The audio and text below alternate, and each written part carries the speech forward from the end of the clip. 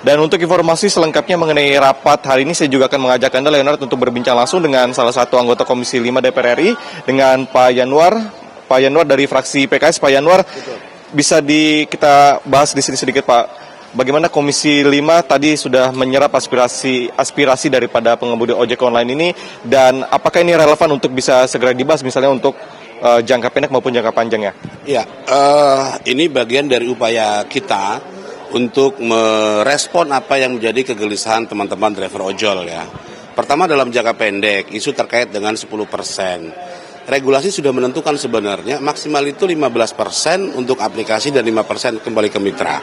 Nah, namun pada kenyataannya potongan itu bisa sampai 40%, bahkan 50%. Nah, ini menjadi problem.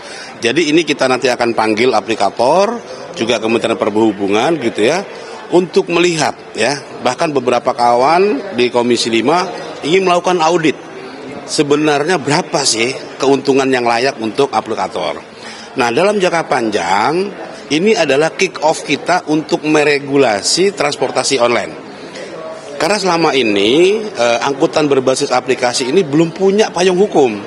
Karena di Undang-Undang 22 2009 itu tidak mengenal istilah online atau aplikasi, sehingga dalam jangka panjang ya, hari ini kita sudah mulai mendengar apa yang menjadi aspirasi dari pihak driver online. Kedepan kita akan undang aplikator, kita juga akan undang dari sisi payment gateway-nya gitu ya. Kemudian kita juga akan undang dari pelaku usaha yang memang selama ini terlibat di dalam ekosistem bisnis di dunia transportasi online. Nah, ini yang akan kita regulasi. Kita ingin semua ekosistem yang ada di bisnis transportasi online ini mendapatkan prinsip keadilan. Jadi tidak ada yang mendapatkan porsi paling besar kemudian mengecilkan yang lain. Nah, ini yang ingin kita upayakan di dalam payung hukum transportasi online ini.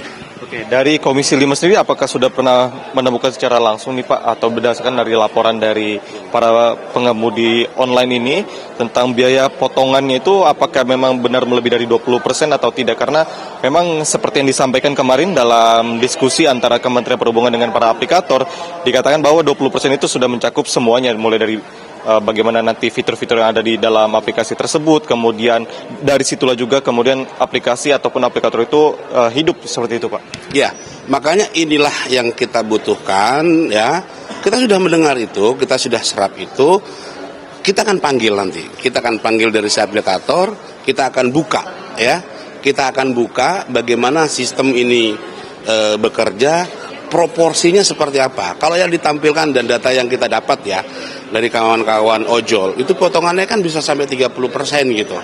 Ya, bahkan yang di komplain salah satunya adalah program Aceng ya kalau salah ya. Semuanya berbiaya 5.000 atau goceng. Nah, tentu dengan bayar juga ada program slot. Ini yang menjadi beban mereka. Kenapa? Karena tidak ada asas kesetaraan. Ketika dia membayar tertentu untuk mendapatkan slot gitu ya, orang yang tidak membayar slot kemudian mendapatkan hak yang tidak sama, dia dikesampingkan. Nah, tentu program-program yang diluncurkan oleh pihak aplikator juga harus memenuhi rasa keadilan gitu. Mitra yang mereka punya ini harus diperlakukan sama, jangan sampai ada terjadi gesekan juga di antara pengemudi ojol di bawah. Terima kasih anggota Komisi 5 Pak Yanwar dari fraksi PKS untuk informasinya.